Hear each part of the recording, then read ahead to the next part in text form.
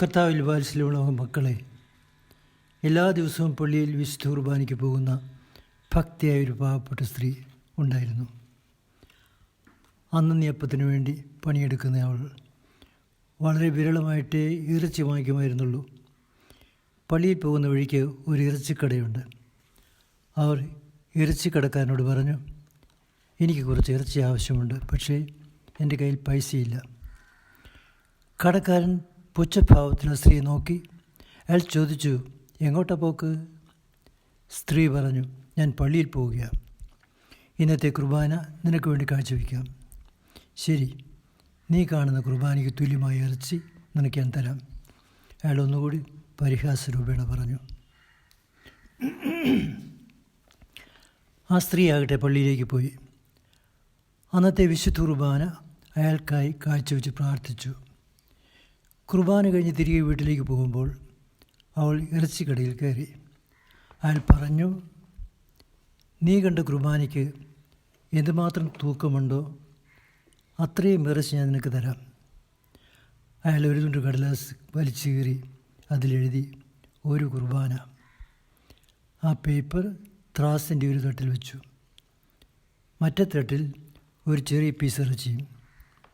ത്രാസിൻ്റെ തട്ട് അനങ്ങുന്നില്ല. ഇറച്ചി വെച്ച തട്ട് താഴേക്ക് പോകേണ്ടതായിരുന്നു, പക്ഷേ അനക്കമില്ല. അയാൾ കുറച്ചുകൂടി വലിയൊരു പീസ് എടുത്തു വെച്ചു. അപ്പോഴും ത്രാസ് അനങ്ങുന്നില്ല. ത്രാസിന് എന്തെങ്കിലും പ്രശ്നമുണ്ടാകുമെന്ന് കരുതി അയാൾ ത്രാസ് ചെക്ക് ചെയ്തു. ത്രാസിന് ഒരു കുഴപ്പമില്ല. അയാൾക്ക് വെപ്രാളമാകാൻ തുടങ്ങി. എന്താ അനങ്ങാത്തത്? അയാൾ പിന്നെയും വലിയൊരു കഷ്ണം പറിച്ചെടുത്തു വെച്ചു. പക്ഷേ ത്രാസ് പഴയപടി തന്നെ ഒരു കുറവ് മുഴുവനും എടുത്തു വെച്ച് നോക്കി. അപ്പോഴും കടലാസ് വെച്ച ത്രാസിൻ്റെ തട്ട് താഴ്ന്നു തന്നെ നിൽക്കുകയാണ്. അയാൾ പറഞ്ഞു, എനിക്കൊന്നും മനസ്സിലാകുന്നില്ല. ദൈവം എന്നോടെന്തോ പറയുകയാണെന്ന് എനിക്ക് തോന്നുന്നു. ആ രഹസ്യം അയാൾക്ക് മനസ്സിലായി.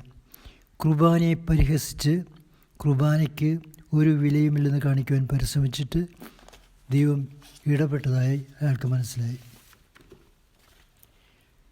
മറ്റെന്തിനേക്കാളും വിശുദ്ധ കുർബാനയ്ക്ക് വിലയുണ്ടെന്ന് അയാൾക്ക് ബോധ്യമായി. അയാൾ പറഞ്ഞു, സ്ത്രീയെ, എല്ലാ ദിവസവും വന്ന് ആവശ്യത്തിന് ഇറച്ചി വാങ്ങിക്കൊണ്ട് പോയിക്കൊള്ളുക, വിലയൊന്നും തരണ്ട. ഈ സംഭവങ്ങളെല്ലാം കണ്ടുകൊണ്ടിരുന്ന ഒരു ഫോറസ്റ്റ് ഓഫീസർ അവിടെ ഉണ്ടായിരുന്നു. ഇറച്ചിക്കടക്കാരൻ്റെ സുഹൃത്തായിരുന്നു അദ്ദേഹം.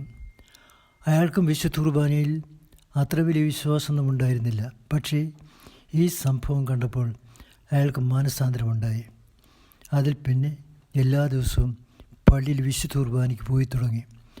അയാൾക്ക് 2 കൊച്ചാൺമക്കളുണ്ടായിരുന്നു. അവരെയും അയാൾ പള്ളിയിൽ കൊണ്ടുപോകുമായിരുന്നു. പിൽക്കാലത്ത് ഈ 2 കുട്ടികളും വൈദികരായി. ഒരാൾ ഒരു ജെസ്വിറ്റ് ഫാദറും മറ്റൊരാൾ തിരുഹൃദയ സന്യാസ സഭയിലെ വൈദികനും.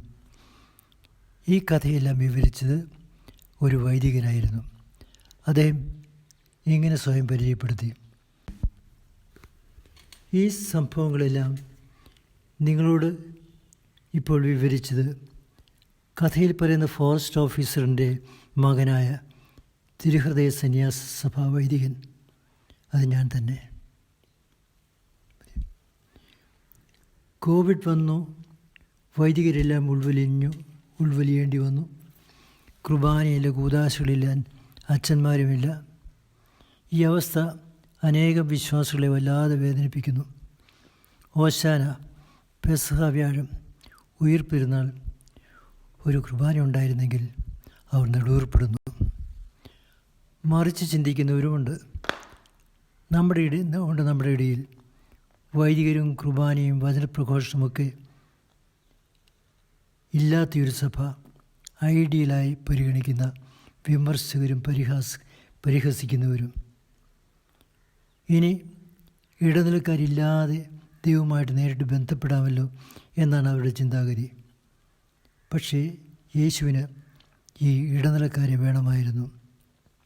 നിങ്ങൾ അവർക്ക് ഭക്ഷണം കൊടുക്കുകയും വർദ്ധിപ്പിച്ച അപ്പം വിതരണം ചെയ്യാൻ ഇടനിലക്കാരായ ശിഷ്യരെ ചുമതലപ്പെടുത്തി. ഇതെൻ്റെ ഓർമ്മയ്ക്കായി ചെയ്യുന്ന നല്ല ചെയ്തുകൊണ്ട് ഓർമ്മയ്ക്കായി ചെയ്യുന്ന ശിഷ്യന്മാരെ നിയോഗിച്ചു. ഇക്കാര്യങ്ങളൊക്കെ നമ്മുടെ വിമർശകർക്ക് അരോചകം തന്നെ. പുരോഹിതരെ തള്ളിപ്പറയുന്നതാണ് അവർക്ക് താല്പര്യം. വിശുദ്ധ കുർബാന യേശുവിന് നമ്മോടുള്ള സ്നേഹപ്രകടനത്തിൻ്റെ ഉദാത്ത രൂപമാണ്, മാസ്റ്റർ പീസാണ്. നമുക്ക് വേണ്ടി അനുദിനം അർപ്പിക്കപ്പെടുന്ന ദൈവപുത്രനാണ്. നമ്മുടെ സന്ദർശനം പ്രതീക്ഷിച്ച് സക്രാരിൽ വസിക്കുന്ന കർത്താവാണ് വിശുദ്ധ കുർബാന. അതില്ലാത്ത ജീവിതം എത്രയോ ശുഷ്കം.